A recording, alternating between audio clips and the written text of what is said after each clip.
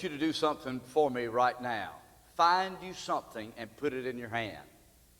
It can be a pencil. It can be something laying around right where you're at. Hold on to it, and then extend your arm out where you're not propping your elbow up against your body or against anything else. Just hold it right there. Hold on. Hold it out from you.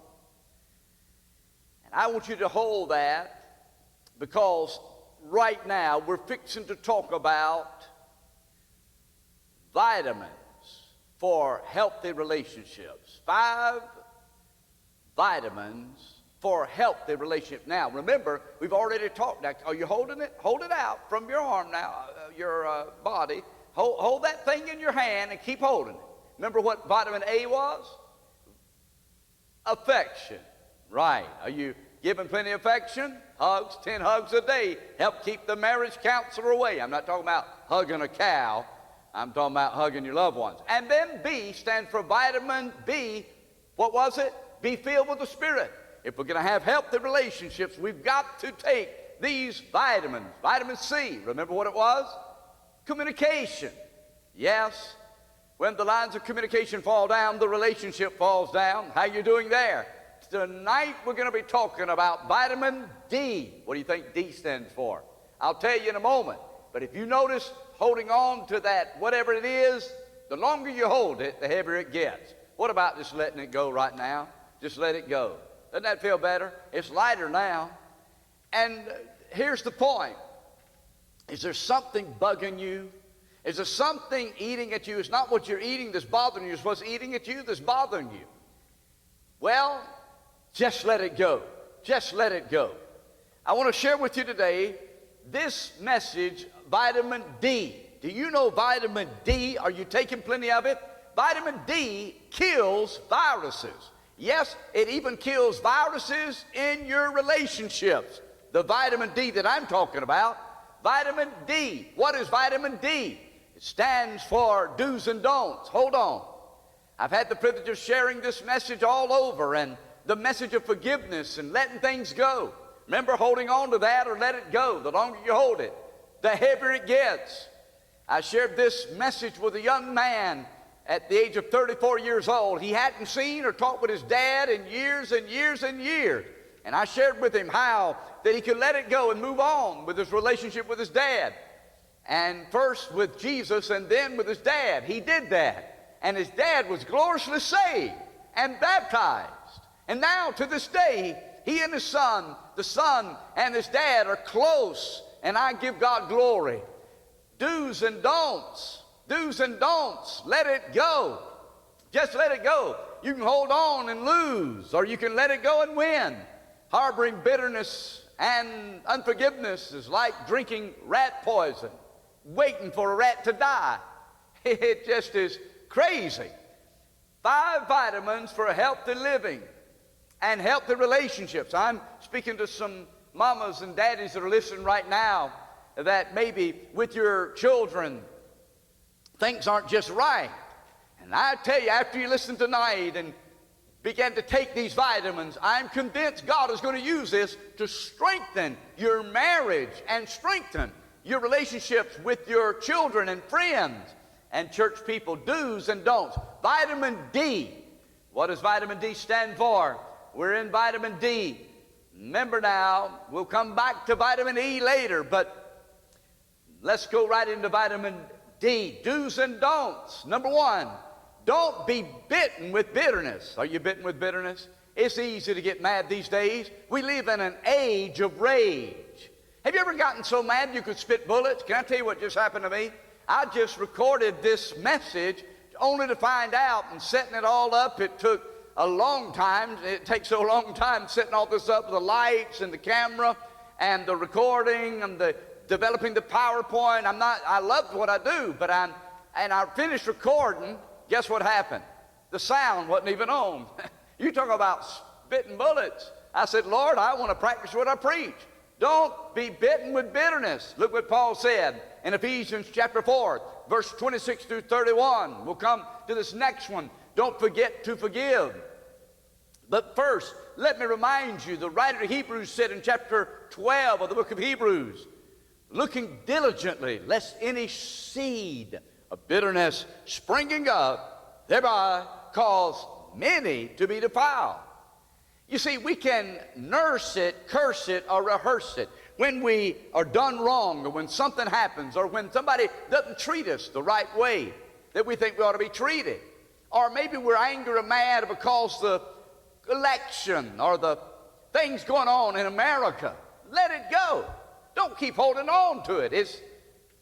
It's not what you're eating that's bothering you. It's what's eating you that's bothering you. Let it go. Don't be bitten with bitterness. Look what Paul said. Be angry and sin not. The word angry is orge. And that's all right to be angry, but not let the sun go down upon your wrath. The word wrath is the word paragismos, which means seething hostility. Let me remind you, Jesus Christ was angry, but he never sinned. And it's the longer you think about something, and if we don't let it go, then it begins to eat away. Let not the sun go down upon your wrath, neither give place to the devil. Don't give jurisdiction. Look at this word place. It's the word topos. It means don't give the devil an inch. He'll take a mile. And so maybe right now there's something you've been through as a child, or something you've been through as a teenager, or something you've been through as a young adult, or something you're going through now that you're just angry about, and don't be bitten with bitterness. Can I be honest with you? As a teenager, my parents were divorced, and I remember I grew very angry and bitter. On the outside, you couldn't tell, but the inside, I was boiling. And it wasn't until the age of 21 years old that the good news that Jesus Christ died for my sins. He loved me. He'd forgive me. He'd accept me. And I couldn't believe that. And I heard the Word of God, the gospel.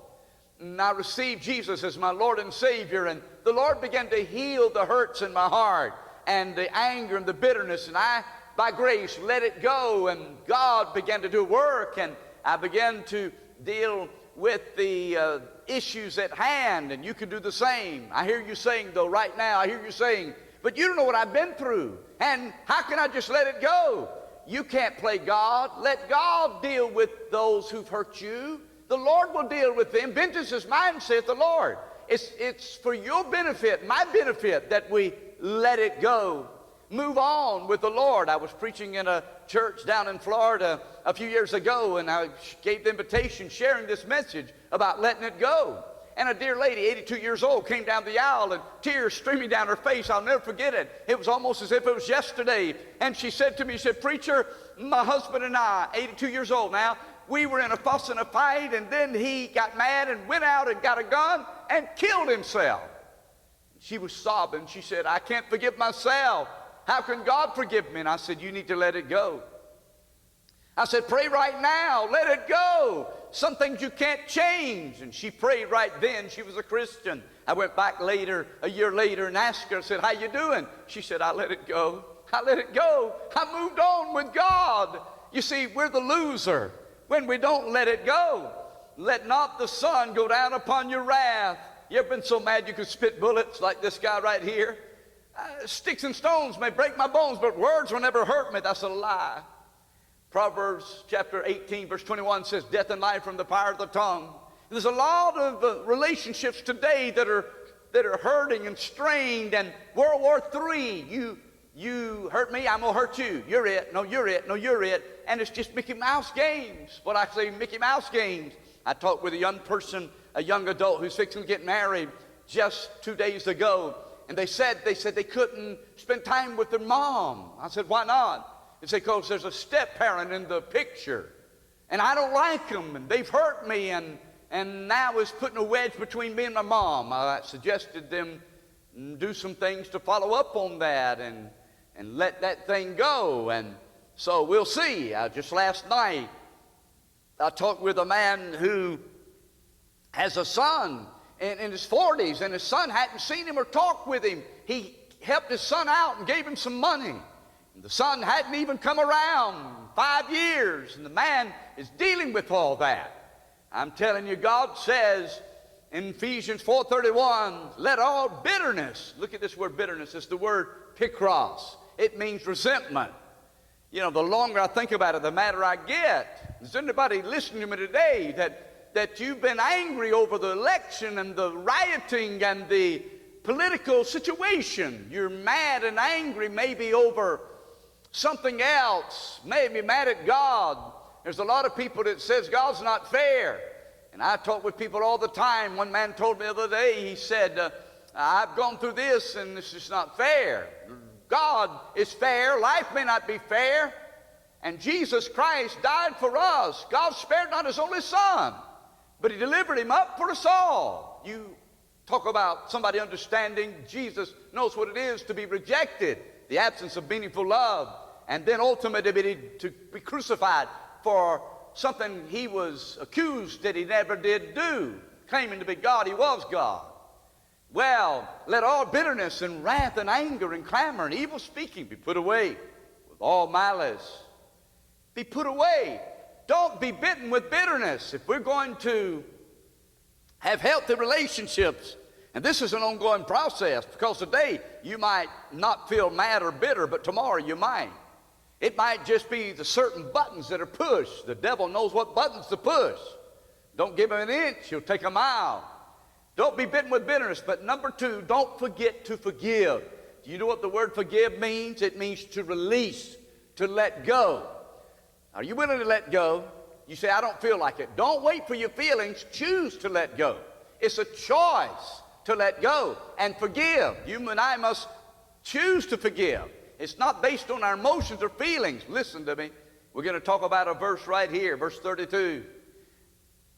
Are you willing to let go? Look what the Lord said through Paul, writing to the church of Ephesus, chapter 1 and 2, their wealth in Christ. Chapter 3, 4, and 5, their walk in Christ.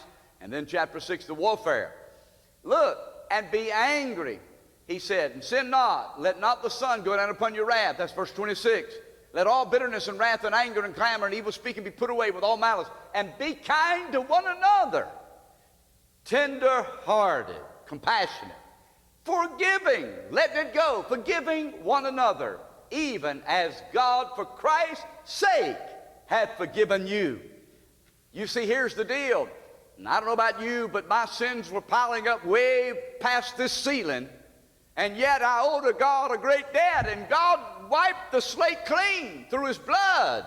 He washed my sins away. He paid a price he didn't owe, a debt I couldn't pay. And he forgave me, and he's saying this, what right do you have? What right do I have to harbor unforgiveness or bitterness toward anyone when I've been forgiven? Jesus told a story about a man in Matthew chapter 18. He told a story about a man in Matthew 18. What are the hardest words to say? 2 words, I'm sorry.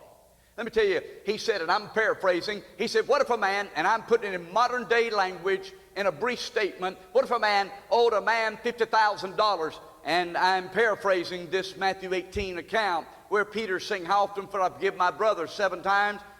3 times? No. 7 times? No. 7 times 70. In other words, keep on forgiving. And Jesus put it this way. Can I paraphrase?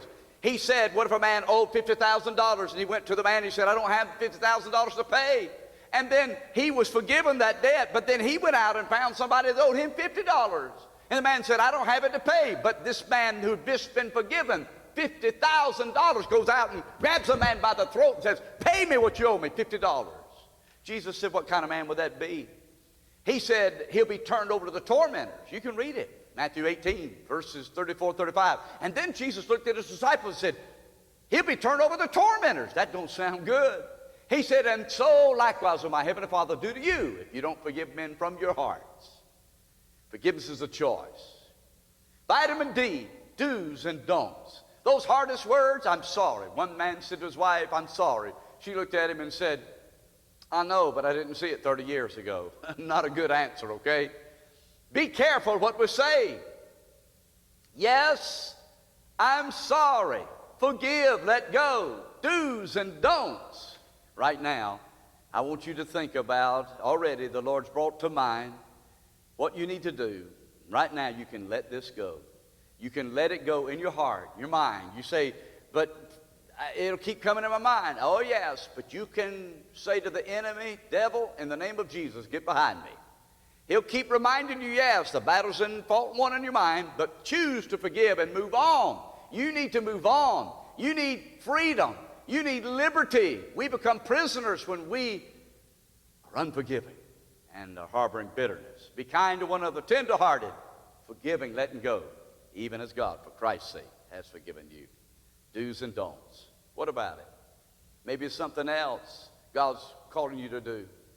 And don't criticize each other. Relationships, healthy relationships. I'm praying for you right now. Call somebody, share this with somebody. Let them know you love them. Yes, ask God right now to forgive you. If you're not a Christian, that's your greatest need right now, is to experience God's amazing grace, God's unconditional love, God's forgiveness through the blood of his Son. If you call upon the Lord, he'll save you. He did me, he'll do you. He's not willing that any should perish, but all to come to repentance. You can call upon him now, no matter what you've done. You said, how can God forgive me? You can't earn it. Don't try to. I used to think I could earn it. I wanted to work for it. By grace are you saved through faith, not of yourselves. It's the gift of God, not of works, lest any man should boast. You can't earn it. Just trust in Jesus' shed blood, that he died on the cross. He arose from the grave. He was delivered up for our offenses and raised again for our justification. I'm praying for healing in relationships now, parents and children, husbands and wives. I got a call just the other day. A man and his wife had been separated for over a year. I've been talking and praying with them for over a year, off and on. He called me the other day. He said, Pastor, he said, I want you to know we're going to renew our vows in June, and I want you to be a part of it. I said, I would love to. God has brought some healing. The same message I'm sharing with you, I shared with them. The Lord is able. Let's pray. Father, in the name of Jesus, thank you for, first of all, your forgiveness. You letting go that guilt and that shame and that debt I owed, and so many that are listening that owe. I ask you now to help us to release the hurt and the pain and the wrongdoing that we've experienced in our life and the things we've done to hurt others. We ask for your cleansing, forgiveness, and then, Lord, for restoring that healing in our heart. I'm asking you to do a mighty work in parents right now with children, and Father, husbands and wives, and Christians and churches and people in the church. Oh God, help us, dear Lord, at this moment to let go, trusting you. And thank you for the healing that's taking place in our heart and the help that's coming as you forgive us and we choose to forgive. And now we're free. We give you glory, praise for changing hearts. Those listening now, be glorified, we pray through it all. In Jesus' name, amen. Praise the Lord. Let us know what God's doing in your life. We'll come back together on vitamin E, the very last vitamin. God bless.